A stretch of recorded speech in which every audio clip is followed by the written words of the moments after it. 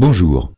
Maintenant que nous avons presque toutes les billes en main, je vais vous montrer comment écrire un programme qui reste simple, mais est un vrai programme, et pas simplement une démonstration un peu artificielle des possibilités du langage. Ce sera aussi l'occasion d'introduire quelques nouveautés importantes au passage.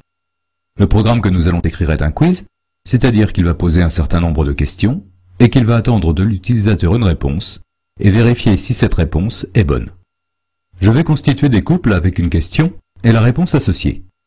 Peu importe la nature de la question et celle de la réponse. Cela marchera aussi bien si la question est Marignan et la réponse 1515, ou si la question est Les fleurs du mal et la réponse Baudelaire, ou Roméo et Juliette. Dans mon exemple, la question sera le nom d'un pays de l'Union européenne et la réponse sa capitale.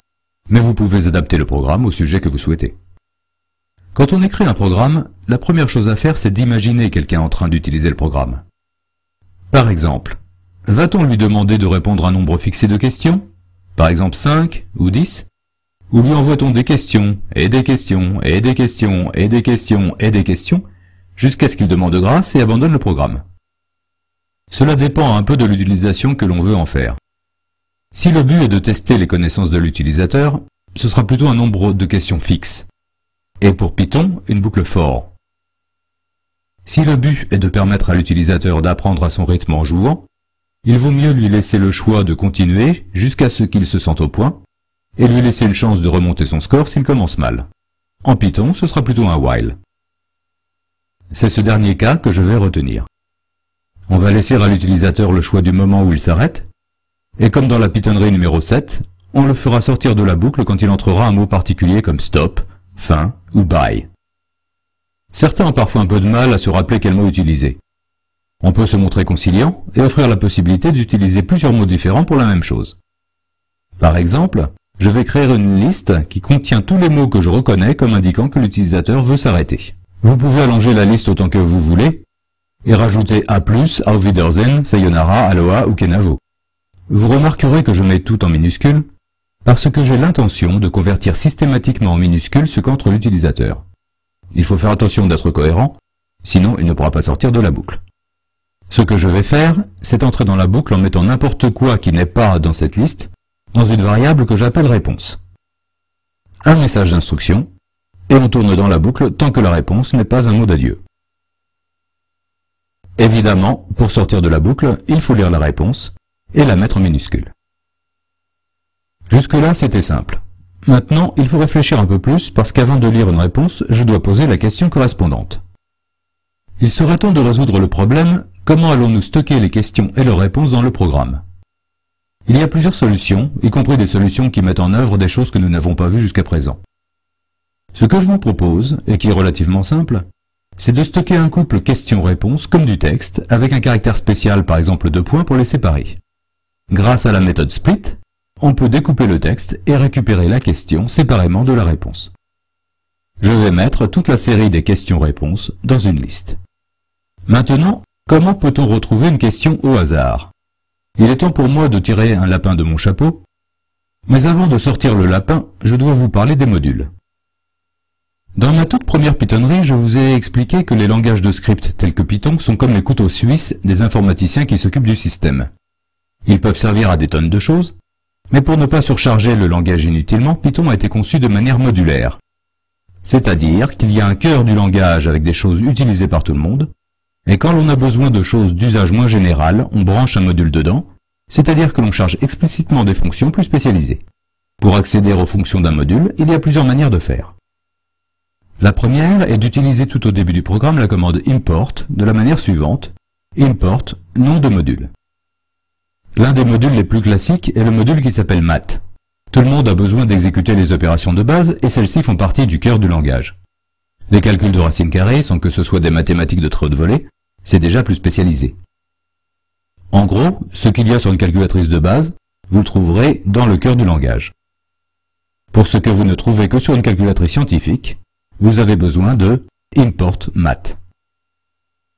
La quantité de modules qui existent est énorme et il faut se reporter à la partie de la documentation qui s'appelle Standard Library, ce qui veut dire bibliothèque standard. Elle vous montrera tout ce qui existe. Je ne mentionnerai que très peu de choses. La fonction racine carrée s'appelle dans Python, comme dans beaucoup de langages, sqrt, qui est l'abréviation de square root, dont racine carrée est la traduction exacte. Il y a juste un problème, c'est que même après avoir chargé le module, on ne peut pas appeler la fonction directement. Sous idle, vous remarquerez qu'elle ne prend pas une couleur de fonction. Pour que cela marche, il faut préfixer le nom de la fonction par le nom du module. En fait, il est possible de créer des synonymes pour les fonctions en affectant à une variable qui devient un peu spéciale le nom de la fonction. On peut ensuite l'appeler comme si c'était une fonction. Ce n'est pas parce que l'on peut faire quelque chose qu'il est bon de le faire, et je ne pense pas que prendre l'habitude de changer le nom des fonctions soit une bonne idée. Si vous vous habituez à toujours taper module.fonction avec le vrai nom de la fonction, cela vous aidera à vous rappeler le jour où vous vous retrouverez tout seul à écrire un programme, d'une part quel module vous avez besoin d'importer, et d'autre part quels sont les noms des fonctions. Je n'utiliserai donc pas de synonyme. Il y a une autre manière de procéder si vous ne voulez pas préfixer chaque fois par le nom de module, qui est bien meilleure. Il faut importer de manière différente comme cela. From, c'est-à-dire depuis, le nom du module, import, et les fonctions dont on a besoin, par exemple sqrt et quelques fonctions trigonométriques. Si vous vous préparez à une véritable orgie mathématique, vous pouvez mettre étoile qui veut dire tout. Cette syntaxe est plus utilisée quand on n'a besoin que de quelques fonctions du module. Étoile peut être embêtant si l'on utilise plusieurs modules parce qu'il n'est pas impossible que l'on ait deux fonctions différentes avec le même nom dans deux modules. Le lapin que je vais sortir de mon chapeau est le module qui s'appelle random. Random est en anglais un adjectif qui veut dire au hasard, aléatoire. Les nombres tirés au hasard sont utilisés assez régulièrement en informatique, souvent pour tester des programmes, et parfois pour modéliser des phénomènes que l'on ne sait pas mettre en équation en physique, dans des calculs d'optimisation, et même dans des calculs de risque, en assurance ou en finance par exemple. Random contient une fonction qui s'appelle choice, choix, qui prend comme argument une liste et retourne un élément au hasard. Voilà ce que cela donne.